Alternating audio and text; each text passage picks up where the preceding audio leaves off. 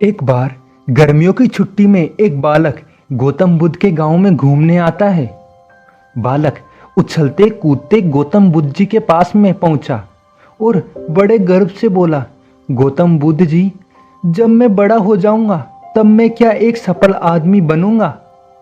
क्या आप सफल होने के कुछ उपाय बता सकते हैं?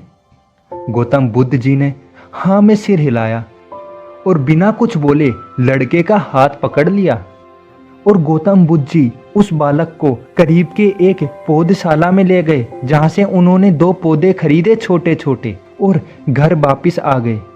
वापस आकर उन्होंने एक पौधा घर के बाहर लगा दिया और दूसरा पौधा गमले में लगाकर घर के अंदर रख लिया। अब आप ही बताइए, इन दोनों पौधों में से कौन सा पौधा अधिक सफल होगा? गौतम बुद्ध ने लड़के से पूछा। लड़का कुछ समय तक सोचने लगा और फिर घर के अंदर वाले पौधा ज्यादा सफल होगा, ऐसा उसने जवाब दिया, क्योंकि वो हर एक खतरे से सुरक्षित रहेगा, जबकि बाहर वाला पौधा तेज धूप, आंधी, पानी और जानवरों से भी खतरा रहेगा उस पौधे को। गौतम बुद्ध जी ने बोला, चलो देखते हैं आगे क्या होता है, और वे अखबार उठाकर पढ़ने लगा। गौतम बुद्ध ने दोनों पौधों पर ज्यादा ध्यान देते हुए उन्हें समय पर पानी दिया। समय बीतता गया। 3-4 साल बाद जब एक बार फिर वह लड़का गौतम बुद्ध के गांव में अपने माता पिता के साथ घूमने आया, तब गौतम बुद्ध जी से उसने पूछा कि मैंने पिछली बार आपसे सफल होने के उपाय पूछे थे, लेकिन आपने मुझे कुछ नहीं बताया, पर इस बार आपको कुछ बताना ही होगा। गौतम बुद्ध जी मुस्कुराए और उस लड़के का फिर से हाथ पकड़ लिया और उसे उस गमले के पास ले गए। अब वह पौधा एक पेड़ के रूप में बदल चुका था। लड़का बोला, देखा गौतम बुद्ध जी, मैंने कहा था ना, वे वाला पौधा ज्यादा सफल होगा। गौतम बुद्ध जी ने बोला, अरे पहले बाहर वाले पौधे का हाल तो देख लो। और ये कहते हुए गौतम बुद्ध जी ने लड़के को बाहर ले गए। बाहर एक विशाल पेड़ गर्भ से खड़ा था। उसकी शाखाएं दूर दूर तक फैली हुई थी और उसकी छांव में खड़े राहगीर आराम कर रहे थे और बातें भी कर रहे थे। कई लोग उस वृक्ष के नीचे सब्जियों के ठेले लगा रखे थे। कई लोगों ने चाय की टपरी खोल रखी थी। इस बार गौतम बुद्ध जी ने उस बालक से सवाल किया, अब तुम बताओ कौन सा पौधा ज्यादा सफल हुआ? लड़का कुछ शर्माते हुए बोला, बाहर वाला। लेकिन यह कैसे संभव है?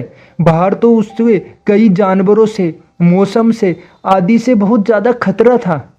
गौतम बुद्ध जी मुस्कुराए और बोले, हाँ, बाहर वाले पौधे को बहुत सी चीजों से सामना करना पड़ा, लेकिन समस्या का सामना करने से ही वे फायदे में रहा।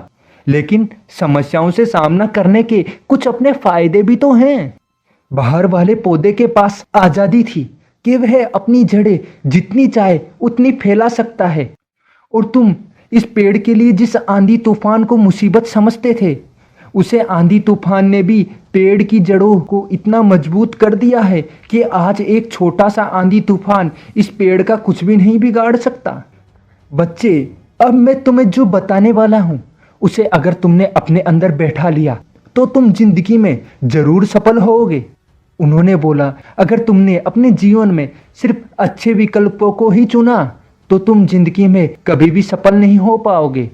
जितनी तुम्हारी क्षमता है, लेकिन अगर तुम तमाम खतरों के बावजूद इस दुनिया का सामना करने के लिए तैयार हो तो तुम्हारे लिए कोई भी लक्ष्य हासिल करना असंभव नहीं होगा। तुम सभी मुसीबतों से लड़ सकोगे। लड़के ने लंबी सांस ली उस पेड़ की तरफ देखा। वह लड़का गौतम बुद्ध की इन अच्छी बातों को समझ चुका था। आज से ही सफलता का एक बहुत बड़ा सबक उसे मिल चुका था कि जीवन में हमें जिन रुकावटों को हम बड़ी मुसीबतें समझ रहे थे, वह रुकावटें हमें मजबूत बनाने आई थी। जीवन में बहुत ज़्यादा सफल बनना है तो मुसीबतों से लड़ना ही होगा, उनसे कुछ सीखना ही होगा, तभी हम अपने जीवन में सफल हो पाएंगे। बिना मुसीबतों के कोई आदमी जीवन में सफल हो ही नहीं सकता। तो गौतम बुद्ध की इस कहानी से आपको जरूर कुछ सीखने को मिला होगा, और अगर सीखने को मिला तो आज से ही अपने लक्ष्यों पर काम करना शुरू कर दीजिए। साथ ही अगर आप हमें सपोर्ट करना चाहते हैं तो हमारे वीडियो को लाइक कर दीजिए और हमारे चैनल को सब्सक्राइब कर दीजिए, ताकि हम आपके लिए ऐसी ही वीडियो बनाते रहें और आपको मोटिवेट करते रहें।